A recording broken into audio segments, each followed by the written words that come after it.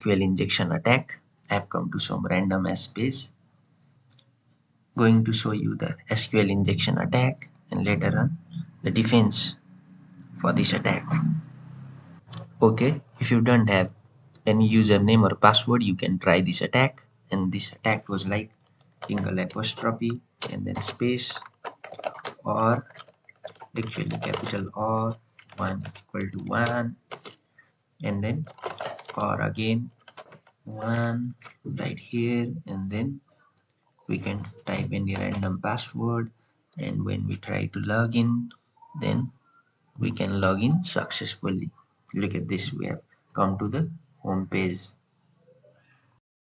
on how things are going on the background and you can see that the SQL query runs using the username and password that we enter. When we use such types of usernames and passwords, then what happens inside the SQL is the query becomes select everything from our table users, right, where username is equal to, that's how it goes, right, or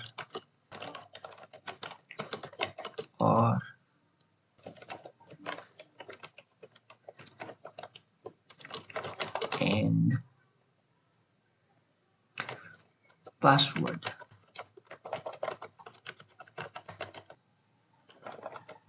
is equal to what, x, right, that's how it goes. And by the operator precedence, this is how it works. And then when we run this command, then we will get the access of our database like this. This is what happens inside the SQL when we type the username. It becomes false, but due to the operator precedence, this acts as a single unit, and then this is a false, but it doesn't matter. Okay, so this is the another form of this query. This is what it happens actually, because this whole part is actually true. Time we will try the next method and the user. This method is applicable if you know the username actually. And then if we try to log in, then we are welcome to the page. Part of the SQL injection attack, and this attack also requires a username, and we will type in the username and then we will end this command as well, and in the similar manner we will form a multi-line comment block and then we will close the block and then we can use a single line comment, and that is asterisk as well. SQL also uses asterisk as a single line comment, but it doesn't require space as a formality. And then what we can do is simply nothing. This is how we can log in, and then it says the login successful on the backend. Now I will show you on the SQL query itself. Okay, the only difference between the previous query and this query is the space requirement. Okay, select everything from users where username is equal to admin. As you know from the previous query that everything after this username is commented. So what?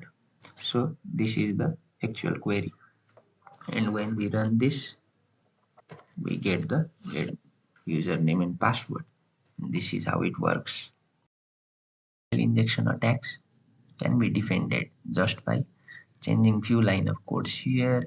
As you can see, the user input is directly substituted in the place of username and passwords, and what happens is that the user inputs also can work as queries in SQL.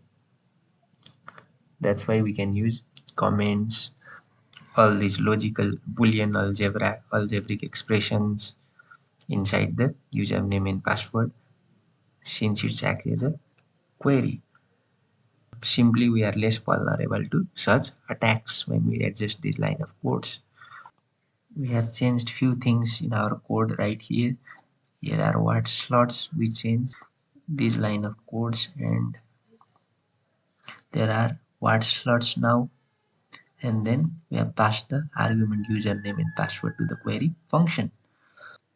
Now what happens here is, instead of substituting the exact same string input from the user, now what happens is that they first check the username and password. The username and password input by the user is first sent to the SQL server. The SQL server actually now treats the comment syntax as the text itself now. Such comments are compared to the actual username in the database. Same vulnerability or threat level can be faced when we use the CS50 library, and in CS50 library which allows the SQL queries in Python code, where we use formatted strings. The formatted strings also literally substitute the whole user input, and the user input can also act as the SQL query. In that case, it imposes the same level of threat. So we should use the word slots instead of such formatted strings.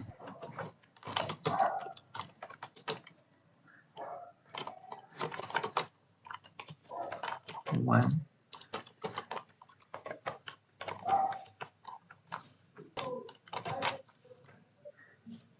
and I set the password to X.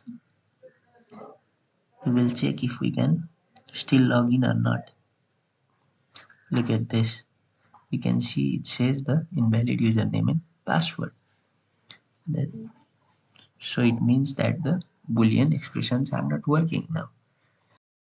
Try with the comment approach, and the comment approach goes like, okay, it's admin, and then we'll open out the multi-line comments block, and then